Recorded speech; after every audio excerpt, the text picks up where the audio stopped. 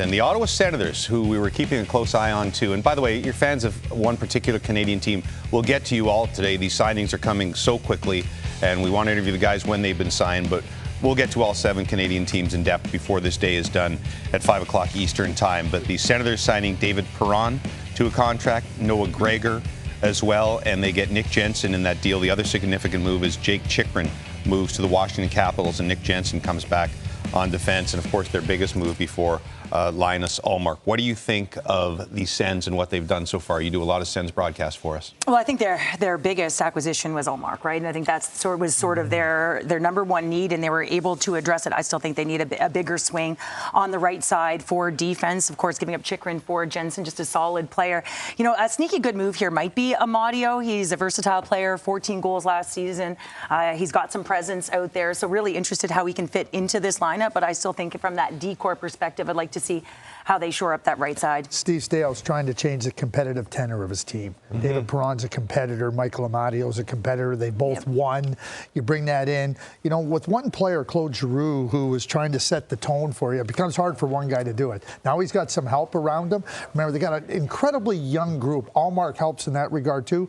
They have to change the competitive tenor. I think he's done that. But it's kind of a mini non-playoff version of Toronto, where I think we said at the end of the season they had to mess up the core. They had to trade someone significant from the core just for the sake of change. And I don't know if Jake Chychrun fits that mold, or it has to be something else as well in your mind. You totally stole my train of thought. I'm sorry. Because that board that just went up there, the Ottawa Senators, it's almost identical to the Toronto Maple Leafs, but also very different. Those players and the key guys that are still going to be there with Ottawa, the way they go about their business has been good enough to not even be close to making the playoffs. So you can make some changes. They did have to address the goaltending, the way they play in front of their goaltending, the way they don't pay attention to details at the start of the season where they're out of the playoffs come Christmas time has to change. So you can bring in some different pieces. Yes, I do like the goaltending change, but Stützle, Norris, Batherson, all those guys, even Brady Tkachuk, they have to completely change the way they do business if they want to have different results. Again, new coach is part of that process to try to help these guys. And you're right, they've had a lot of success financially and scoring points, playing the way they want, but not winning games. And you saw where that gets them. And not winning games. Absolutely nowhere. But everything they've done, talking about competitive tenor of the team, that's it, but also keeping pucks out of their net. Yeah. I mean, that is the issue, not necessarily scoring. And so while they haven't changed the big guys who are tasked with scoring goals, they've tried, you bring in Perron's a good defensive player. Amadio's a good defensive player. You're bringing Jensen. Like you're trying to find ways to make them more competitive, better defensively with a new coach that will demand that from them and demand it from their top guys. And if Ullmark can play the way Ullmark's played the last couple of years, they'll be on to something. Now, I thought Korpisalo was going to be pretty good in Ottawa. Yep. I was miles wrong on that. The whole goalie thing is tough. Well, and this is what I'm saying, though, because Ullmark was very much supported in Boston. Mm-hmm. If he plays behind a porous, loose defense, he won't be the Vezina winner, Ullmark. But a deeper resume than Korpisalo had. 100%. But I'm just like, he's got to play well. Mm-hmm. They have to have a lot more guys back there that do what Mark Mathot describes as putting out fires. Because there was fires raging back behind the net, all in the Ottawa zone all season long, and they weren't being put out. But and you can look to the decor alone, but I'm looking at the offensive players as well, which is why Dave Perron better defensively. I think he's good in small spaces, over 100 playoff games under his belt. But, off of the rush as well, right? Whether it was tracking back, the way they were holding, I think that's a big thing, giving up those grade A scoring chances that we've seen in the past of the Ottawa Senators. So they really have to find a way to shore that up, or they will potentially chase another goaltender out. That's not just defense, though. That's decision-making of the forwards. That's what I'm saying, Mike. It's as much of the forwards team anyway. defense was their biggest problem. Which is Travis Green's whole entire thing he's going to try to address now, summer, training camp, into next year. But that's what I'm saying, how critical it is to have a forward group that knows how to play above the puck as well. The forwards. We always do. They improved the defensive play last year. Their goaltending was 32nd in the league. Yep. You can't teach some forwards to play defense ever. That's right. You got to live with it. You just got to live with it, put up with it.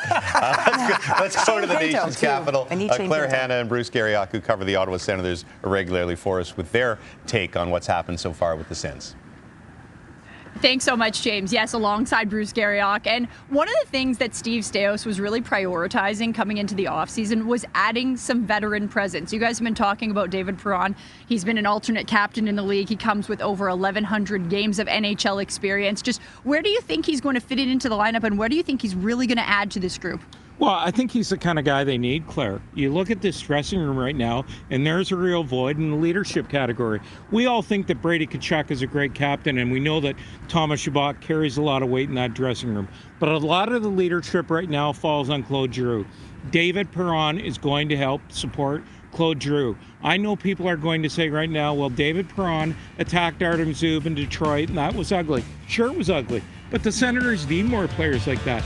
They need more guys who are going to jump to somebody else's defense. They need more guys with a little bit of grit. You talk to people around the league about David Perron coming into unrestricted free agency today. They pointed to him, Claire, as the kind of guy that the Senators needed to support their group, and I have zero issue with the 2-year deal. Now, when we started this show, one of the priorities that we were mentioning for the Ottawa Senators was to add a right-shot defenseman. Now, you got the sense at the end of the season that Jacob Chychrun just wasn't, enjoying his time here with the Senators. So you see him traded to the Washington Capitals for Nick Jensen and a third-round draft pick in 2026. Nick Jensen, do you think he's going to fit into that top 4 as a right-shot defenseman? I do, and I think at the end of the season what we saw is Jacob Chychrun knowing this day was coming. The Senators had to drop the price to make this deal, but they also got the right shot defenseman that they wanted in return in Nick Jensen. He's a solid veteran, he's a stay-at-home defenseman, he can play in the top 4, and he'll probably be a good partner for Thomas Chabot. Look, Claire, the Senators kicked tires on every right shot defenseman available.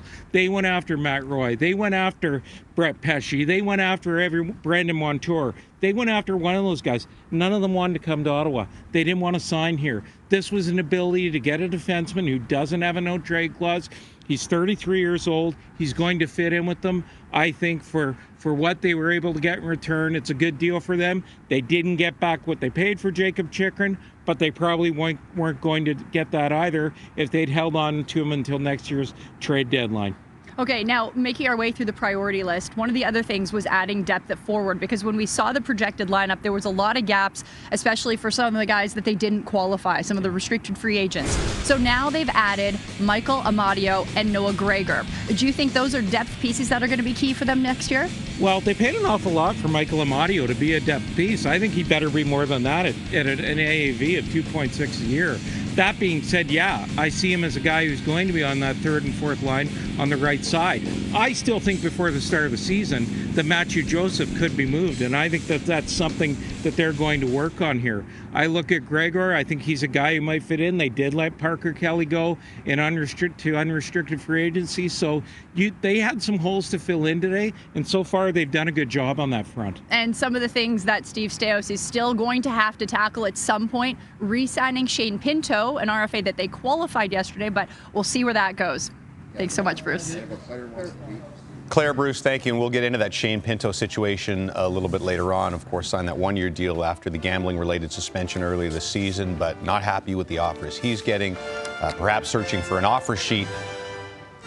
The offer sheets, the other thing that always comes into play but never really happens here on the Free Agent Frenzy.